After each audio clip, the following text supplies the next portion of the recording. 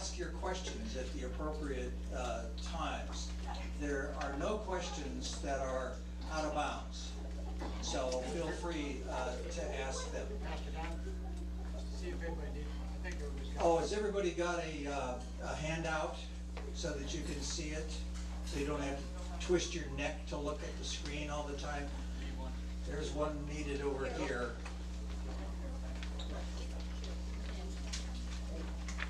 Okay, and as we continue, I want to be able to say at the outset that you should have the highest confidence in the leadership team that you've elected here.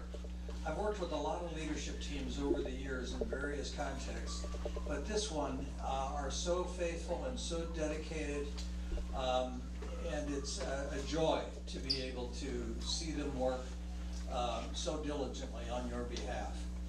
I'd like to begin with a prayer, if I may. The Lord be with you.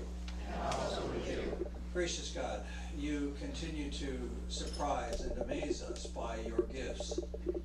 And one of the gifts that we are most grateful for is the gift of Rock of Ages Lutheran Church.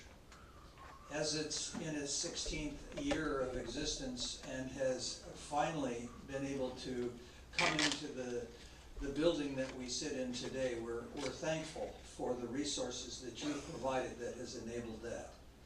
And we thank you for the spirit within the members of this congregation that make that possible. So Lord, we ask that you would come alongside us today, that we might feel your presence, that you might bless us as we bless you. In Jesus' name, amen. Amen.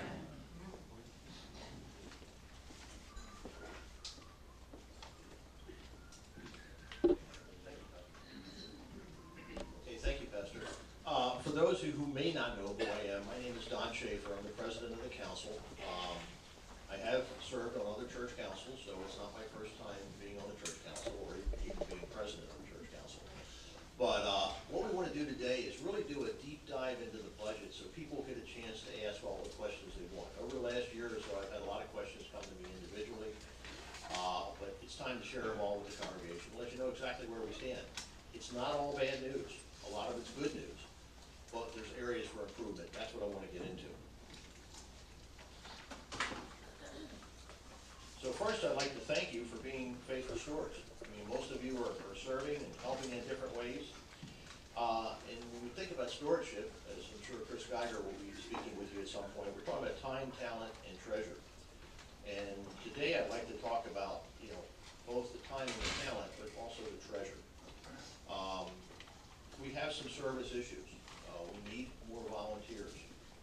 If you look at the sign-up sheet, for as an example, the sign-up sheet for Sunday, for setup, for preparing the food, for bringing the food, for cleanup afterwards, there's a lot of blank spaces on that sheet. So, give some thought as to what your volunteer status is, and if you'd like to volunteer for some more, please do so. And if somebody taps you on the shoulder and says, "Can you help?" think about saying yes, because that's the way you're going to get to know more people and get more involved. So,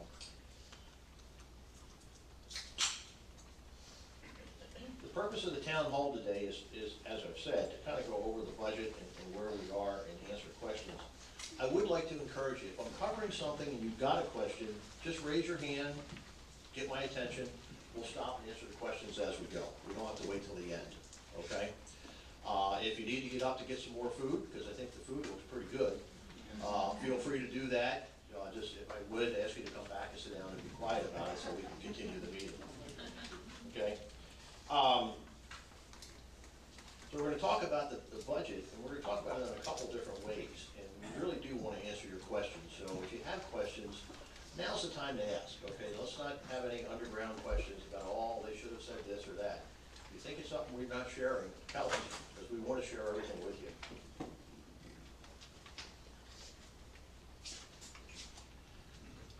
Now, for 2024, we ended the year below budget. All the teams spent less than they were budgeted for. However, that being said, our income was less than our expenses.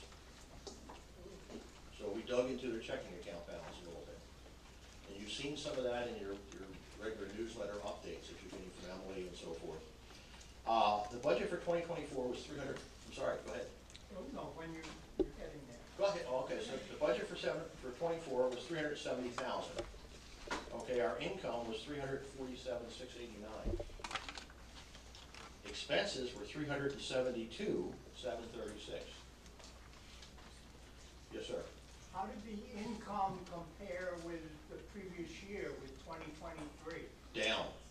It's been down the last couple of years. And let me throw another factoid out there. Attendance has gone up, but income has gone down. Yes, sir. This might be strange, but it says if all the teams were under below budget, Uh-huh, how did we spend more than the budget? because we had some other expenses that weren't budgeted, primarily insurance. That's very good. Yeah, Bob.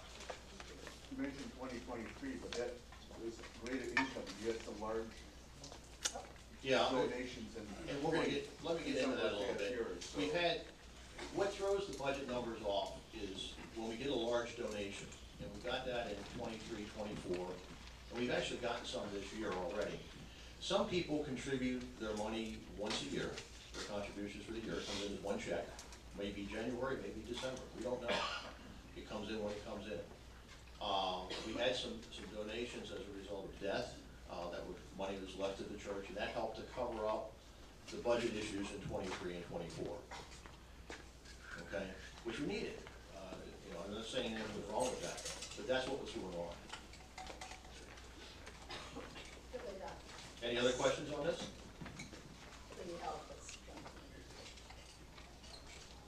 Okay. This slide you've seen before, it kind of tells you where the expenses are. The expenses are pretty much laid out, and there's not a whole lot that's in our control, per se, okay? You're gonna leave the room, okay? Okay. Don't let me forget to invite him back in. He's leaving the room because one of the questions I've heard several times, and where's Stanley at? He just went to get. He took care of it, okay, so I'll ask the question. One of the questions that comes up is pastor overpaid, or salary's too high? Okay? And the answer to that is no. Okay, and let me explain the answer to you a little bit further. In pastor's case, we are not paying for a pension, which would be normal. We are not paying for medical care, which would be normal. Okay, and his salary is lower than what his length of experience or expertise would dictate. But he's working a little bit less hours, okay? But he's still working, and people say, well, he only works 2 days a week. Well, no, not really. He's preaching on Sunday. He's normally here 2 days a week. And he's also preparing a sermon at home. So, I mean, he's working more than you think. And looking at what the salary should be, if Pastor were to leave today and we had to replace him, our salary costs would go up. Okay? So if anybody thinks he's overpaid, the answer is no. And if you want more details on that, see me privately, I'll be happy to give it to you. But, you know, you see things in there like the housing allowance and the mileage and all this stuff, and you get, you know, some people question that. That's typical for a minister, okay? And in Pastor Don's case, you got an experienced, long-service minister. You're not paying for a newbie out of seminar. But even if we were, our costs would go up, because guess what? The newbie's gonna have children. You're gonna have healthcare costs. You got pension costs. Plus you got the salary, plus you got the home, plus you got all the things that go with it. Okay, yes? The average salary for an ELCA pastor full-time, the whole package, including salary, housing, benefits, you know, the whole package, is 70,000 to 110,000 a year. Correct. That's full-time. That's full-time. That doesn't count the fact of how much experience they have, Bob. Right. Okay? So, you know, That would be 110 then. I'm sorry? So it's 70 to 110,000, so, Depending upon where you are and what the cost of living is for that area. right. Okay? But that's full-time, 70 to 110,000, including benefits. Okay. You can even find anybody. If you can find anybody that will answer that call. Anybody What who's I- helped recruit knows that it's very difficult to recruit a minister. If we're gonna recruit a minister for this location, we're gonna try to recruit an experienced minister. I don't know that we would look for a new minister. I don't know that a new minister would answer a call here. I mean, there's not children, okay, there probably are not gonna be. And the numbers that you quote, Bob, are fine. However, when I went to the Senate and said, what would the normal salary be, they were more in line with what we're paying, okay? So, you know, you can look at different numbers and different things, but I don't feel that we're overpaying Pastor at all. You know, his salary is what it is. The other salaries that are included in there is basically Emily and Royce. Emily volunteered when we were going through all the budget reductions to take 1 day off, take 1 day reduction. And she did that voluntarily and to help make up the shortfall. Any other questions on budgets? Yes? Yeah. With the shortfall in the budget, how concerned are you with any, say, major expenses with buildings and grounds? Say, you know, we had a hurricane or another hail or wind damage. Okay. And how would we cover that shortfall? Well, our deductible for wind and hail damage, so if we get hit with a windstorm, our deductible is $100,000. Okay? Yeah, you can bring Pastor back in. Thanks for reminding me, Emily. You know, the truth of the matter is we'd have to take out another mortgage. That's the only way we can cover it. You know, as far as any other major maintenance, the building itself, when we took out the building loan, we took out a 10-year balloon mortgage. That's another question that comes up, is when's that balloon gonna be due, or what's gonna happen? Interest rate is currently 3%, I think is what we're paying. 3%, and the balloon will come due in October of 2029. Okay, So we're 4.5 years from our balloon. so we're 4.5 years out for that. You know, the truth of the matter is, the Mission Investment Fund that's funding this does not want to close the church. They'll work with us to come up with a solution. But we need to be prepared as a congregation to realize that we gotta step it up a little bit, because it's not gonna get easier. 4.5 years, we are gonna have to refinance. But we got 4.5 years to get there, so we can work on it. And yes, you know, the other question that's come up is, will we have a mortgage reduction? And the answer is yes, we probably will. But we're trying to avoid anything like that right now, because every time we've done that in the past, where we've asked for special contributions for something, you folks are generous, you give to the special contribution need. However, many of you reduce your normal offering, so that doesn't really help with expenses. When we put out a special need, we really want it to be above and beyond what you're normally giving, not replacement for what they are. Does that answer your question, please? Yes, sir. Do you have any numbers we're gonna be putting out relative to our outreach, the money we give to maybe nonprofits? Good question. The answer is yes, I am. I'll wait till it comes up. Okay. I'll try to get to it quickly. As far as the budget goes, the income projected for this year, this is the first year that I'm aware of, and talking to everybody that's been on council for the last several years, that we've actually taken the commitment cards that you filled out earlier this year, really, and we added them up, okay? And then we had 45 cards returned, so out of the whole congregation, 45 people turned in a pledge card. We added those up, and then for the people that did not submit a pledge card, we took their donation for the prior year and added that to it. Okay, so we came up with an income projected to be $271,649. That's based on the pledge cards and prior year commitment. When you did that, it quickly told us that we needed to look at the budget, and very seriously. So we did, and Joe and Mary and myself and Pastor met several times, went through the budget, and we reduced things, including our outreach, which I'll get to in a second. I'm not forgetting it, Gil. But with a budget of $304,000 is where we came up with. You might say, well, why did you do that? Because that's still $32,000 over projected income.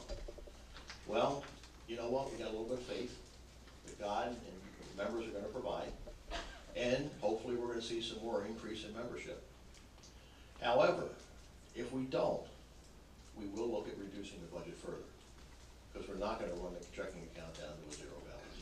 That's just too risky. Okay, the budget overall reflects a decrease of $65,800. Okay,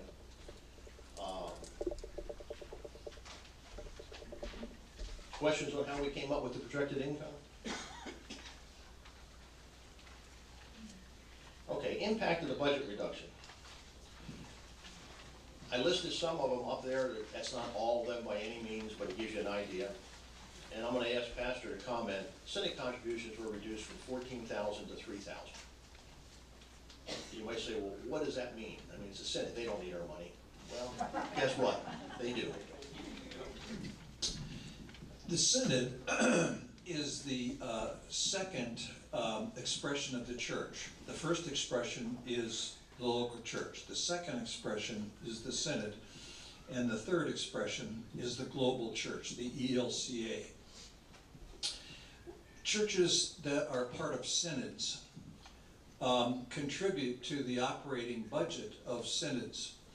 The synod then, a lot of what they receive beyond the overhead costs is pass-through expense that goes to such things as dealing with homelessness, hunger, abused women and children.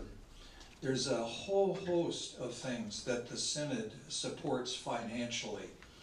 And they require that churches will provide a statement at the beginning of the year. What do you anticipate your giving will be, so that they can budget how much support they will pass through to all of the agencies that they support.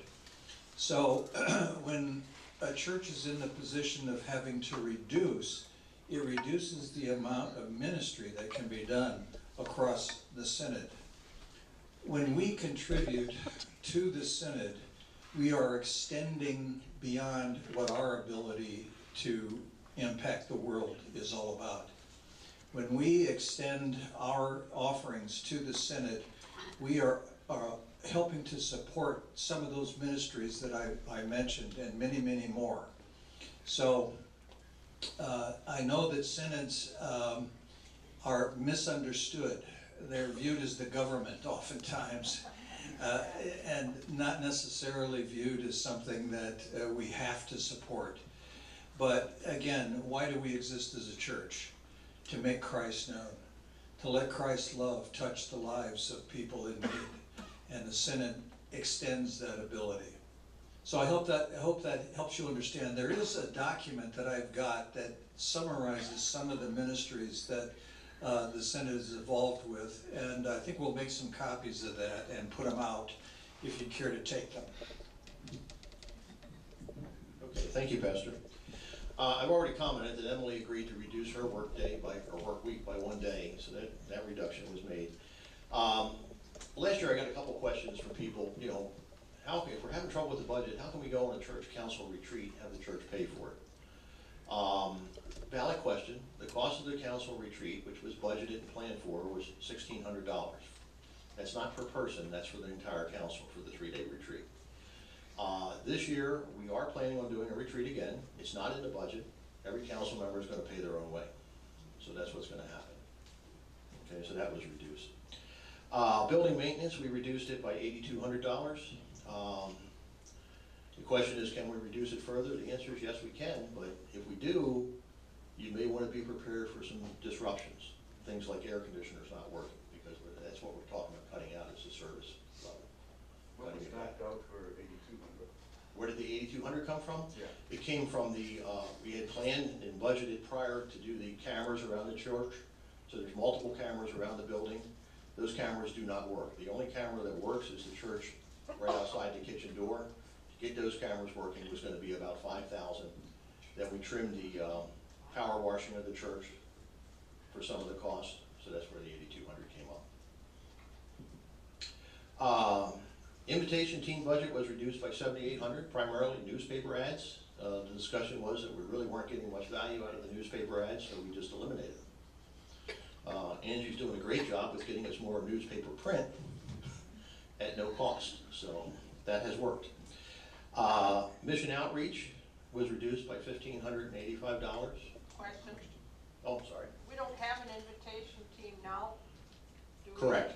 So could that be reduced even more and just keep money available for Angie for, you know, advertising? And that's kind of what's going on, Suzanne. I mean, the invitation team is now kind of defunct. We'll see what happens. Pastor wants to revive it, and, you know, if he's able to do that, but yeah, we can transfer the money if need be. Mission outreach was reduced by $15.85. I don't know if anybody wants to comment on that or not. Is that the category where the children's camp Yes. was? Because it seemed like it was a larger reduction than this.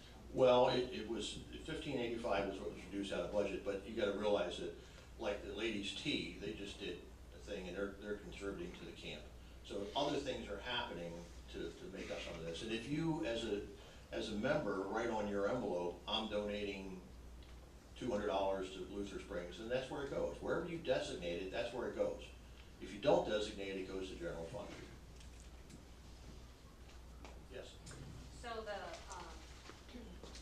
the biggest item that was reduced on the mission outreach was to Martin Luther scholarships. Okay. It was reduced from 2,000 to 1,000. Okay. So that was one of the reductions.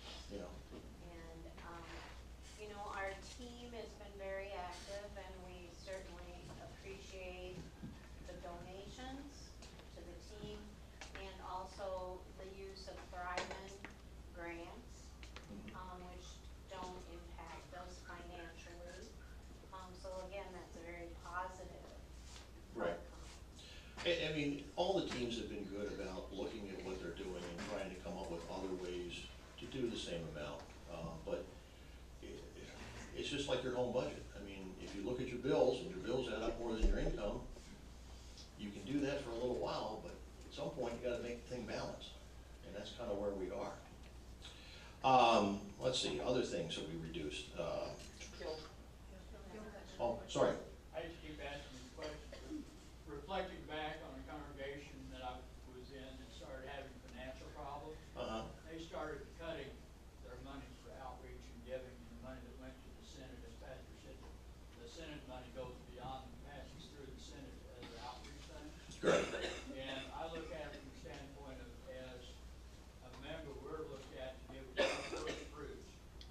And at least that's how I was brought up. Give them your first fruits, so I see what's left at the end of the month. And somehow, you know, the Holy Spirit works through us in strange ways. If we stop giving to other places besides home, maybe it's gonna continue to hurt. I know we've lost a lot of members over, since just a short period I've been here. There's only quite a few members. But somehow it seems to come back to us again if we continue to give outside the congregation. That's just my 2 cents. Okay, well, you know, Gil, I respect it and I don't disagree with it. However, you know, our job from a purely fiduciary standpoint as a council is to make sure the books are current, that it reflects what our expenses are, and to keep the congregation informed. So that's what we're trying to do today. And I hope that when we leave here today, everybody takes praise and praise about it and comes up with the fact that, you know what, maybe I can increase mine a little bit. And if we do that, we'll put the money back in the budget. We don't want to, we're not trying to store it. We're just trying to make sure we don't run out. Okay, let's see, what else? Stewardship was reduced, and that was primarily the dinner that was planned for the stewardship drive. I don't know, Chris, if you want to comment on that at all? Yeah, there won't be a dinner this year. Okay. I hope you've all been noticing, you know, how do you bring stewardship to the congregation when you really don't have a budget that you can work with? And the answer that we've come up with thus far, and we're wide open to further suggestions, is I hope you're noticing that on the slides before every service, there's a stewardship message. And I hope you're reading those. I hope that's getting out to you. In addition to that, that same message Emily sends out every Wednesday afternoon to those of us that have an email address and are on the list to receive that email. You get that also on the Wednesday email. So it's just putting the concept of stewardship, keeping the concept of stewardship in front of you as much as we can, and just a nice reminder for all of us of how important this place is to each and every one of us. You know, it's our second home, and it's our home. It's God's home. And you know, I know that when Mary and I leave today, we're going to be rethinking our giving based on that. You know, this is our home. We're the ones that make it work. Okay? We don't get any kind of government funding or anything like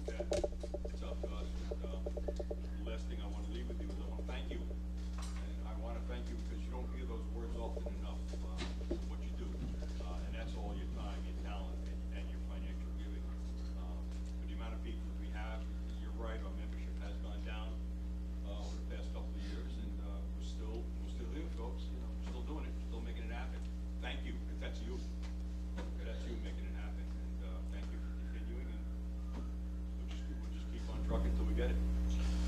One of the things we are looking at, and we've talked about it at council several times, is, actually the average number of attendance has gone up a little bit, okay?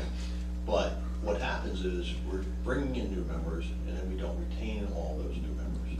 And so we're looking at how we can go back and track some of that, and figure out, if somebody took the effort to join the church, why did they suddenly decide not to start showing up? So, the other thing is, I'll share with you, because just to give you a little bit of flavor, Joe and I did a lot of deep diving on the budget and contributions and all this stuff. When we did the last dinner, everybody remember the dinner over at Continental? We were all celebrating. Yeah. We had a promise of a 20-some% increase in giving. The reality is, we saw a reduction in giving. Okay? So, when it came time to look at the budget this year, and I thought about the dinner, I thought, I don't know that I really want to fund the dinner, given where we are, and given the results of the last dinner. So, let's see where we go. And if we end up the year in great shape, you know what, Chris? We'll give you the $4,100 back. You can have a dinner and we'll celebrate. Fellowship was reduced. I'll ask Linda to comment a little bit about what does that mean. Well, fellowship is strong. We've got a wonderful team that make what we do every Sunday morning after church possible. You make that possible. You bring cookies, you bring brownies, and all of those, and it's so appreciated. You cook for potlucks. That's wonderful. The biggest expenses that we have with fellowship is coffee. Have you priced coffee? The coffee, the paper plates, the napkins, the knives and forks and spoons. That's where a lot of our budget goes, and water, to provide those things for us. And the last thing we want to see is that fellowship hour go away, because we can't buy coffee and that sort of thing. $2,300 was about a little more than a third of the budget that we had planned. I mean, if we have to do more, it could maybe lose the Thanksgiving dinner. We've got to buy the turkeys and the hams and, the other things are donated. We could possibly see the Oktoberfest go away. Now, we do buy tickets to go to Oktoberfest, but one of the things that happens with that money is we fund the kids going to camp. That's the benefit for that. Anything else that we make on that doesn't come back to fellowship, but, as I said, we do give it to the kids. And we continue to think that's important to build a strong Christian faith as early in their lives as we can. And many of those children never go to church, that this is their first experience with learning about the Lord. And they leave very, very strong after that time, and it's important. Good. A lot of the things that we did last year, we were able to do with private grants, and that's something that we learned that we can fund special events with, and we will continue to do that. It's a way of having lost that amount of money, so. Okay, thank you. Bill, you have a question? How successful is the donation basket that you put out every Sunday? How successful is that for today? Not very. Not very. And on average, what would you say is in that basket? Go ahead, Mary. I've got, today was extra because of being Cinco de Mayo. I probably got $35, but we usually don't even, Mary can tell you, we don't usually get more than $6 or $7. Just kind of the average. Yeah. I just wanted to bring up a minor point. I've had to coach my husband a couple times and say, if we went to Starbucks or we went to Dunkin' Donuts on the way home or went to Wawa, guess how much coffee is? So there's no such thing as a free lunch. I think you have a very good point about how obvious the donation basket. At least drop in your money for coffee. That's the least that we can do, because like you said, coffee's expensive, and I belong to another club in villages, and we've had to remind people that there's a donation basket there. Right. And I don't mind holding people and telling them that it's there. It sounds like you're a great volunteer for fellowship. At the beginning of the line. You know, she brings up a good point. I mean, we all benefit from the different things that happen here, but they all cost a little something. Yeah, Suzanne, go ahead. You know, we have good drinking water here, we run city water. Why do we have to have bottled water? Why can't we just put out a couple pitchers of ice water? I realize we need bottled water for the folks that are sitting up on, in the Alter area, the minister, assisting minister, elector. Okay. But otherwise, why can't we just use, a couple pitchers of water? Well, it's kind of a fellowship decision, but I'm gonna ask for a straw count. How many people say replace the bottled water with tap water? For this kind of thing. Okay, all right. For coffee hour. So, where's Janet? Okay, you got the message, right? We switch over to tap water, starting next Sunday. God, it's messier, but, the thing is, all we have to do is buy cups. It's a whole lot cheaper. Okay. Again, if we eliminate the bottles, we have to buy more cups. Yeah. Right. So it may even out. We could, you have to look I don't know. at the cost. I don't think it's gonna be in the thousands. Well, cleanup could be an issue too. Sorry, go ahead, Suzanne. Yeah, part of the thing is, I'm with the Welcome Center team, we've got a great group of volunteers. Part of the thing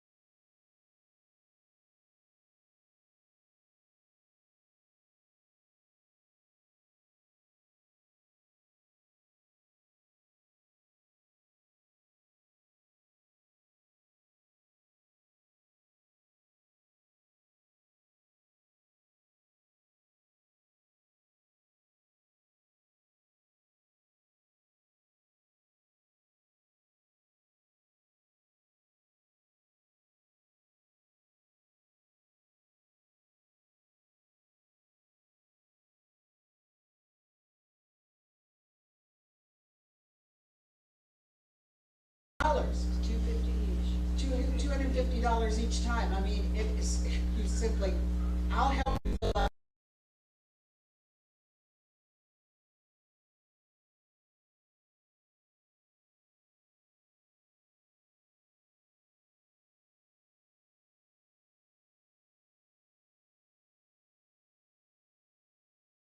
Needs are gonna do a function and we could benefit from a grant of $250, we could reach out to you. So if you have any monies with Thriven, we're not asking how much or we don't need to know anything other than you are a member of Thriven.